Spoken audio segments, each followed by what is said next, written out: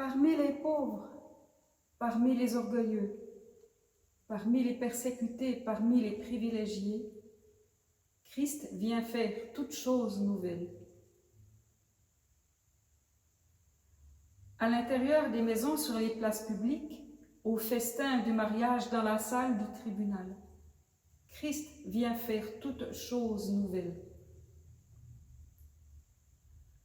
Par une caresse pleine de tact, dans une parole de colère, par une conscience claire, dans un amour brûlant, Christ vient faire toutes choses nouvelles.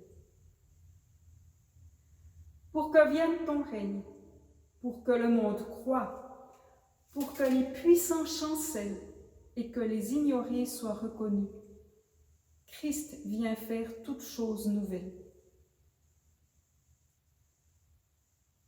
En nous et sans nous, avant nous et après nous, ici et partout, aujourd'hui et toujours, Christ vient faire toutes choses nouvelles. Bonjour, merci de m'accueillir aujourd'hui et de partager ce moment. Début juillet, je suis partie en vacances avec une piste pour la méditation du 17 août. Puis un texte de l'Évangile de Luc s'est apposé au fil des rencontres successives de cet été, comme s'impose le souvenir du visage de la dame que nous suivions à la caisse de la Coop et qu'on retrouve encore à la poste et à la droguerie. Je partagerai avec vous la parabole du Samaritain et un commentaire de Marc Pernaut qui y associe le récit qui suit directement la visite de Jésus chez Marthe et Marie. Mais avant, je vous invite à prier. Ô notre Dieu, tu as créé le monde, tu l'as destiné à être un lieu bon, et ses habitants, tu les as appelés tes enfants. Quand tout allait de pire en pire, tu es venu en Christ faire émerger ce qu'il y a de meilleur en nous. Voilà pourquoi, Dieu bienveillant, nous osons dire: la bonté est plus forte que le mal. L'amour est plus fort que la haine. La lumière est plus forte que l'obscurité. La vérité est plus forte que le mensonge. Christ à Jésus, malgré notre foi, la confusion peut nous envahir. La colère, la tension, l'amertume et la jalousie déformer notre perspective. Nos esprits peuvent s'inquiéter parfois outre mesure pour les petites choses. Et nous n'arrivons pas toujours à faire ce qui est juste, mais nous voulons croire. La bonté est plus forte que le mal. L'amour est plus fort que la haine. La lumière est plus forte que l'obscurité. La vérité est plus forte que le mensonge. Esprit de Dieu, tu as promis de nous écouter, tu es capable de nous changer. Tu es prêt à faire de nos cœurs ta demeure. Nous te le demandons, mets-nous au défi. Redresse-nous, pardonne-nous et encourage-nous. C'est toi qui sais le mieux de quoi nous avons besoin.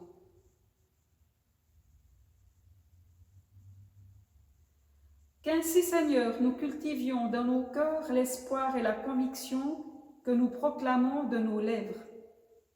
La bonté est plus forte que le mal. L'amour est plus fort que la haine. La lumière est plus forte que l'obscurité. La vérité est plus forte que le mensonge. Seigneur, entends notre prière et change nos vies, jusqu'à ce qu'elle manifeste la grâce du Dieu qui fait toutes choses nouvelles. Amen.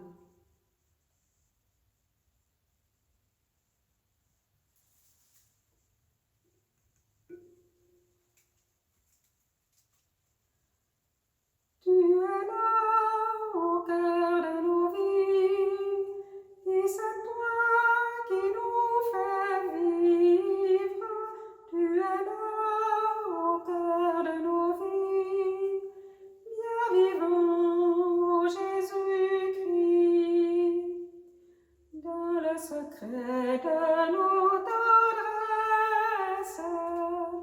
Tu es là, dans le matin de nos promesses.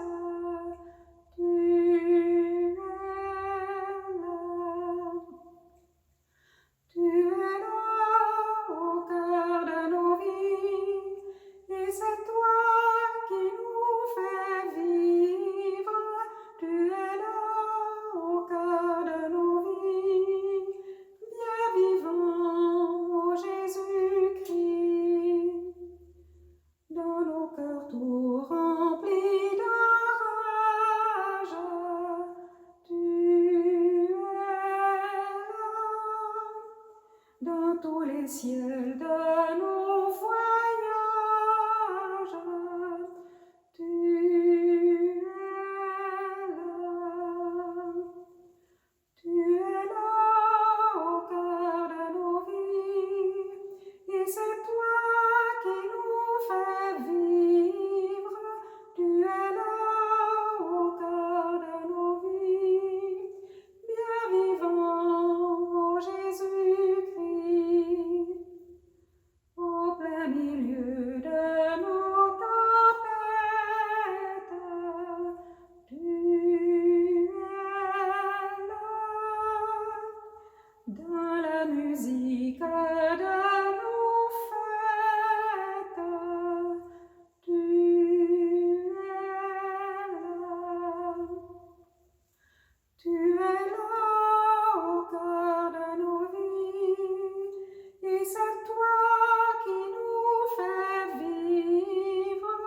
Tu es là au cœur de nos vies, bien vivant, ô Jésus-Christ.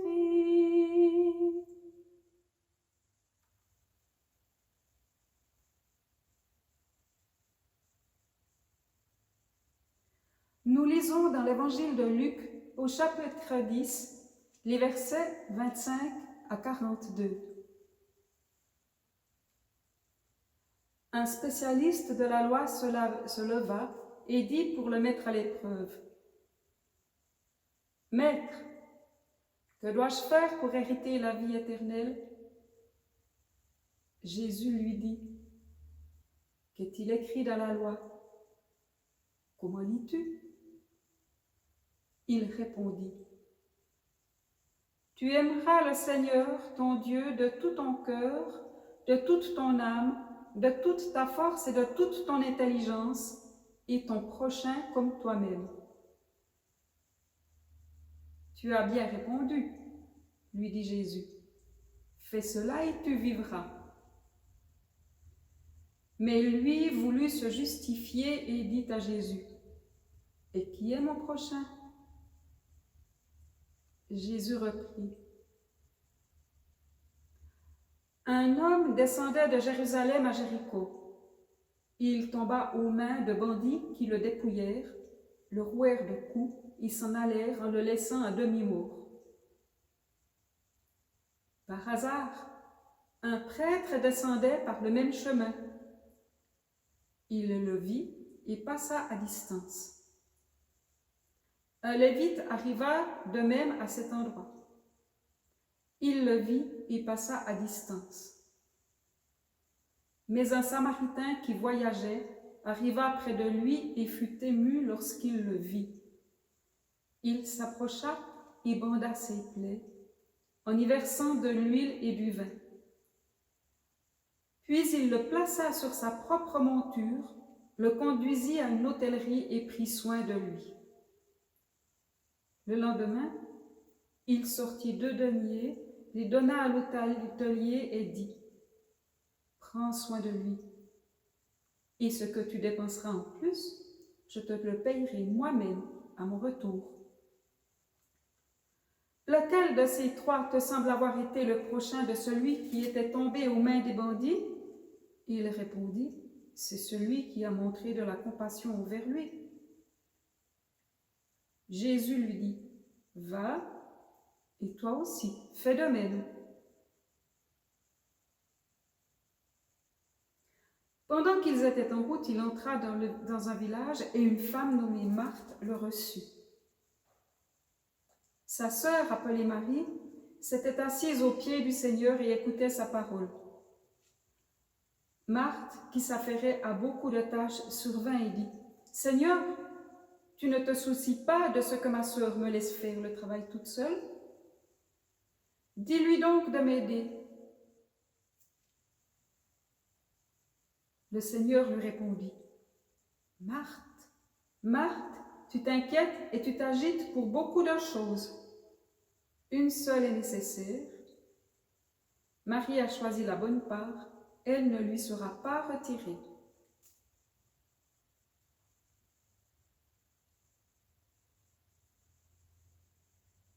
Et voici le commentaire de Marc Pernaut. Jésus nous invite à vivre un triple amour. L'amour de Dieu, l'amour du prochain sans oublier l'amour de soi-même. Aucun de ces trois n'est très facile et le bon équilibre entre ces inspirations est à ajuster à chaque instant de notre vie personnelle. Afin de nous aider à approfondir cette question, Jésus nous offre d'abord la parabole du bon samaritain, un texte riche et complexe aux antipodes de tout moralisme. Il nous invite premièrement à nous mettre à la place de l'homme ayant besoin d'être soigné et ressuscité. Vient ensuite le récit de Jésus chez Marthe et Marie. Jésus et ses disciples font alors une pause dans le service qu'il offre au monde pour reprendre des forces et se reposer un peu. Cela nous invite à soigner notre corps et à le nourrir de bons petits plats, de repos, d'amitié, voire de fête. Bien des tableaux anciens montrent une profusion d'excellente nourriture et de bons vins. Là encore, point de moralisme nous appelant à être de tristes chrétiens se nourrissant de quelques sauterelles et de miel sauvage dans le désert. Alors, si nous avons la chance de pouvoir prendre un temps de repos et de joie avec des amis et de bonnes choses à manger, ne boudons pas, ne culpabilisons pas. Le temps du service arrive, prenons des forces comme l'homme de la parabole précédente. Dans l'entourage de Jésus, nous pouvons aussi observer trois figures, trois attitudes d'un instant qui vont pouvoir évoluer ensuite, au rythme de chacune ou chacun. Marie s'assied à ses pieds et se nourrit de sa parole. Peut-être aura-t-elle bientôt assez d'énergie spirituelle pour donner à son tour. Marthe est dans le service des autres, de sa sœur, de Jésus et de ses amis. Peut-être devrait-elle en faire un peu moins afin de ne pas s'aigrir? Les disciples de Jésus se nourrissent de l'énergie et du plaisir qu'apportent les bonnes nourritures terrestres offertes par Marthe. Ils se nourrissent aussi de l'amitié partagée dans cette maison. Ils reprennent des forces en ce temps de fête et de repos. Jésus, lui, cumule ici. Le service de ceux qui ont faim, comme Marthe, nourrie de la fête et de bons plats, Jésus offre à Marie qui le demande le pain de sa parole. Jésus se nourrit aussi lui-même, comme le font les disciples, de ce que Marthe offrira et de ce temps de fête et de sécurité avec ses amis. Avec Marthe, Marie, Lazare et ses proches disciples. Une pause sur la route. Il se nourrit aussi de pouvoir servir Marie, car cela nourrit aussi de servir quelqu'un d'autre. Comme bien souvent, Jésus se nourrit aussi de la prière. Il pratique cela en se retirant à l'écart, seul à seul avec son Dieu. C'est ce que Luc évoque dans le premier verset qui suit cet épisode. Jésus priait un jour en un certain lieu.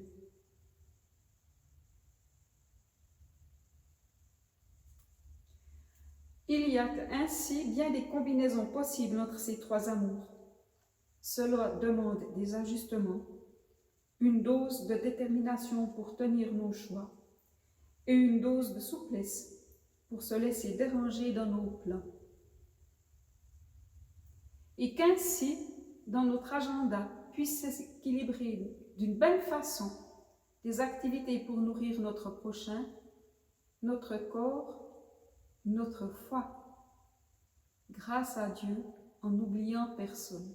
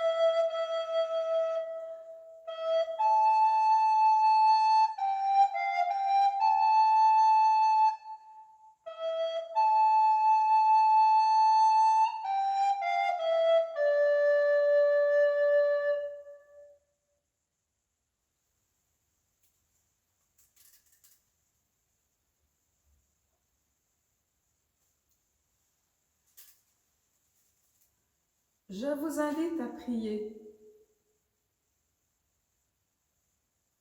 Seigneur, donne-moi de voir les choses à faire sans oublier les personnes à aimer. Et de voir les personnes à aimer sans oublier les choses à faire. Donne-moi de voir les vrais besoins des autres. C'est si difficile, Seigneur, de ne pas vouloir agir à la place des autres, de ne pas répondre à la place des autres, de ne pas décider à la place des autres. C'est si difficile de ne pas prendre ses désirs pour les désirs des autres, de comprendre les désirs des autres quand ils sont différents des nôtres.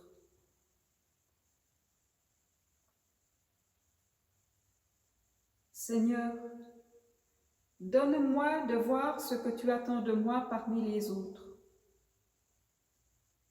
Enracine au plus profond de moi cette certitude qu'on ne fait pas le bonheur des autres sans eux.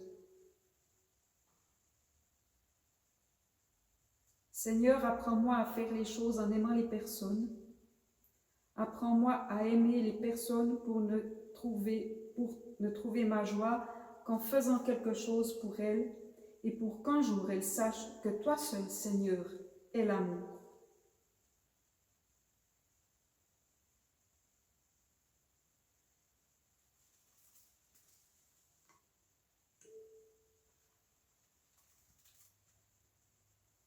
Jésus, c'est toi que dans la foi, nous avons pris pour maître.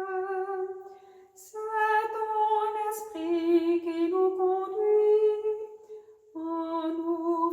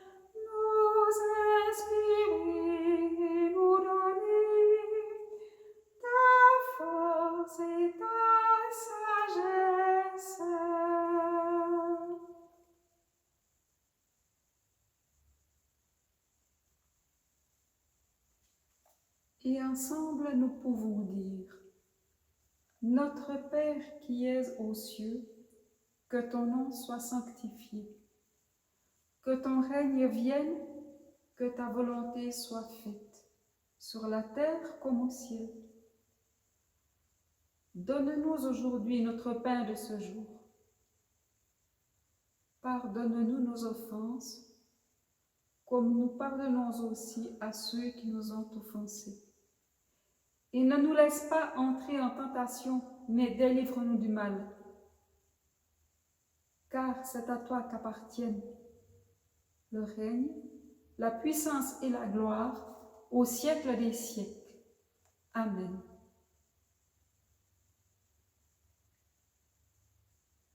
Que la paix de Dieu et la paix du Christ, Seigneur de nos vies, soit sur toute chose que nos yeux perçoivent, soit sur toute chose que nos oreilles entendent, aujourd'hui et toujours. Amen.